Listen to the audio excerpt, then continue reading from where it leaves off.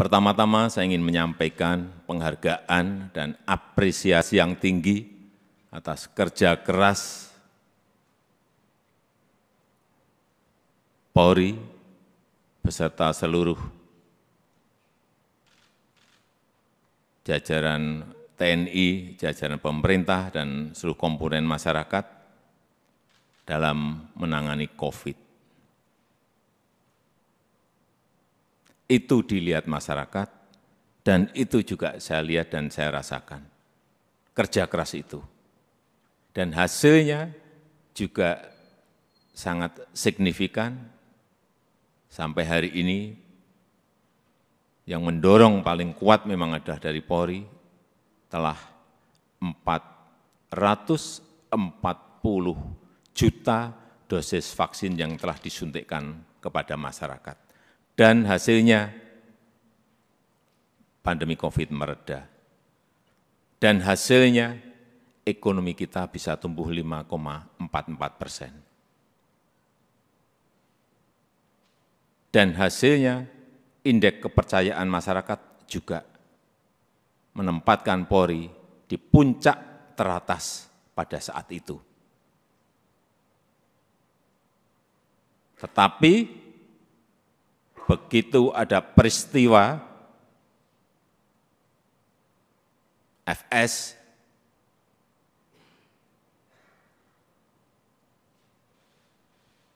runyam semuanya dan jatuh ke angka yang paling rendah. Dulu dibandingkan institusi-institusi penegak hukum yang lain tertinggi, sekarang saudara-saudara harus tahu menjadi terendah. Ini yang harus dikembalikan lagi dengan kerja keras saudara-saudara sekalian. Di November itu masih 80,2, sangat tinggi sekali, bukan tinggi, sangat tinggi sekali. Sekarang kemarin Agustus berada di 54, jatuh, drop sangat rendah sekali. Itulah pekerjaan berat yang saudara-saudara harus kerjakan untuk mengembalikan kepercayaan masyarakat kepada Polri. Di tengah situasi yang juga tidak mendukung saat ini. Kita tahu semua negara sedang sulit, dunia sedang sulit, kita ini menahkodai negara ini juga menghadapi gelombang dan badai dari ekonomi global yang tidak gampang. Perlu saya sampaikan, 66 negara berada pada posisi rentan, 345 juta orang di 82 negara sudah masuk menderita kekurangan pangan akut. Ini yang semua Kapolda, Kapolres, pejabat utama Polri harus tahu. Keadaan situasi seperti ini harus mengerti. Sehingga punya sense of crisis yang sama. Hati-hati dengan ini. Hati-hati. Oleh sebab itu saya ingatkan masalah gaya hidup. Lifestyle. Jangan sampai dalam situasi yang sulit ada letupan-letupan sosial karena adanya kecemburuan sosial ekonomi. Kecemburuan sosial ekonomi. Hati-hati. Sehingga saya ingatkan yang namanya Polres, Kapolres, yang namanya Kapolda, yang namanya seluruh pejabat utama, perwira tinggi, ngerem total masalah gaya hidup. Jangan gagah-gagahan karena merasa punya mobil bagus atau motor gede yang bagus. Hati-hati, hati-hati, saya ingatkan hati-hati. Masanya yang lalu-lalu sudah usai. teknologi sekarang ini menyebabkan interaksi sosial berubah total. Sosial media bisa mengabarkan bukan hanya TV, bukan hanya media cetak, media online. Pribadi-pribadi kita sekarang bisa menjadi surat kabar, bisa menjadi media yang setiap saat bisa memunculkan perilaku-perilaku kita sehari-hari kayak apa, meskipun sembunyi-sembunyi. Saya terlalu banyak mendapatkan laporan. Sehingga kembali lagi, gaya hidup, urusan kecil-kecil, tetapi itu bisa mengganggu kepercayaan terhadap Polri. Urusan tadi, urusan mobil, urusan motor gede, urusan yang remeh-temeh aja. Sepatunya apa, bajunya apa, dilihat masyarakat sekarang ini. Itu yang kita harus mengerti dalam situasi dunia yang penuh dengan keterbukaan. Dan keluhan masyarakat terhadap anggota Polri kita, ini tugas saudara-saudara semuanya. Jadi keluhan masyarakat terhadap Polri 29,7% itu ini sebuah persepsi karena pungli. Tolong ini anggota-anggota semuanya diredam untuk ini. Sewenang-wenang, tolong ini juga diredam pada anggota-anggota. Pendekatan-pendekatan yang represif,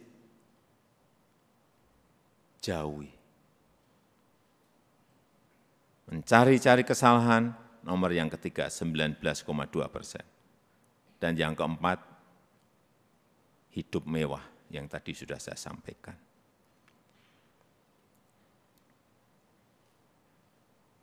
Karena Bapak, Ibu, dan saudara-saudara sekalian, itu adalah aparat penegak hukum yang paling dekat dengan rakyat, paling dekat dengan masyarakat, dan paling sering berinteraksi dengan rakyat. Jadi ingatkan anggota-anggota, selalu di briefing anggota-anggota, seluruh anggota, dan ingatkan untuk hal-hal yang berkaitan dengan pelayanan masyarakat, ingatkan mereka. Jangan sampai karena tidak kecepatan kita, yang kedua, rasa aman dan nyaman masyarakat itu, ini masalah persepsi loh. Rasa aman dan nyaman masyarakat itu menjadi terkurangi atau hilang. Karena apapun, Polri adalah pengayom masyarakat. Hal-hal yang kecil-kecil, tolong betul-betul dilayani betul.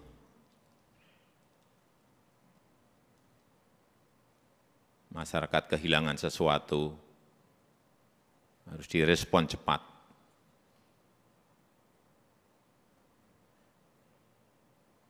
Sehingga rasa terayomi dan rasa aman itu menjadi ada. Yang ketiga, yang berkaitan dengan soliditas. Jangan sampai ini, hati-hati, ini sudah masuk tahun politik. Karena pemilu sudah berjalan tahapan pemilu sudah berjalan sejak Juni yang lalu. Harus ditunjukkan soliditas di internal Polri dulu. Rampung, kemudian soliditas Polri dan TNI, itu yang akan mengurangi tensi politik ke depan. Soliditas. Harus ada kepekaan. Posisi politik ini seperti apa sih? Karena saudara-saudara adalah pimpinan-pimpinan tertinggi di wilayah masing-masing.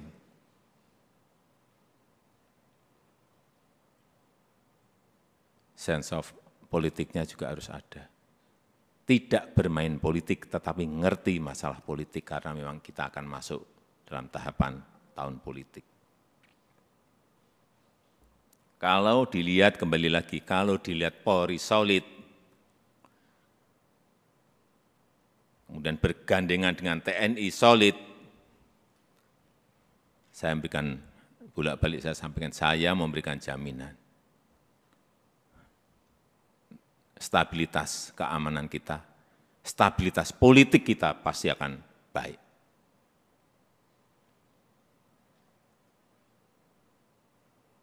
Enggak ada yang berani coba-coba. Kalau coba-coba ya tegas saja.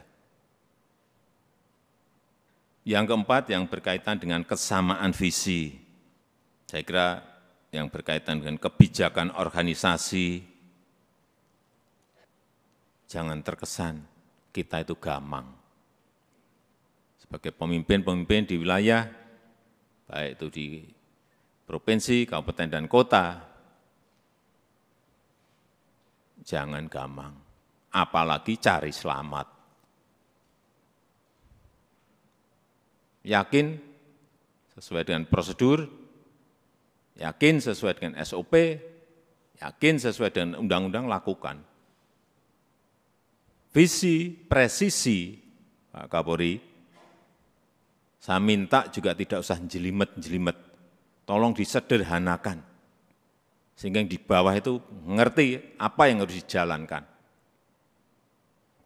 Apa sih kalau disederhanakan? Ya tadi yang Kapolri sampaikan tadi, Polri sebagai pelindung, Polri sebagai pengayom, dan Polri sebagai pelayan masyarakat.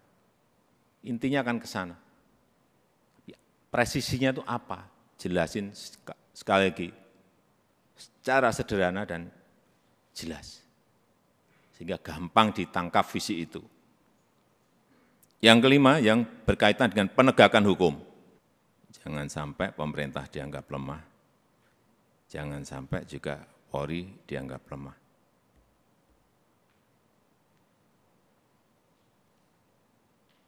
Saya sudah perintahkan kepada Kapolri, saat itu urusan judi online, bersihkan.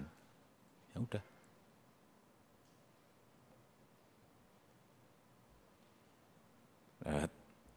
Saya enggak usah bicara banyak. Saudara tahu semuanya, perintah ini tahu. Dan penegakan hukum untuk yang berkaitan dengan narkoba. Ini yang akan nanti bisa mengangkat kembali kepercayaan masyarakat terhadap Polri. Dan kalau ada sebuah peristiwa, itu segera dirancang komunikasinya yang baik. Komunikasi publik itu penting banget. Jangan terlambat, jangan lamban. Sehingga yang muncul nanti kalau lambat, yang muncul isu-isu yang lain. Sekarang ini sekali lagi, era sosial media, hitungannya detik, hitungannya menit. Sudah bukan hari lagi. Begitu ada sebuah peristiwa kecil, dan saudara-saudara menganggap ini kecil, sehingga tidak ditangani, dikomunikasikan dengan baik, dengan kecepatan, membesar menjadi sulit untuk kemudian diselesaikan lagi. Ini tidak berada pada posisi yang normal. Dunia sekarang ini.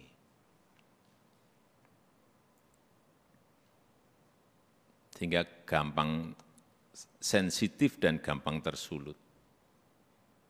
Untuk menumbuhkan optimisme harus menciptakan hal-hal yang baik, dikontra dengan itu. Kontra dengan prestasi-prestasi, kontra dengan komunikasi yang baik.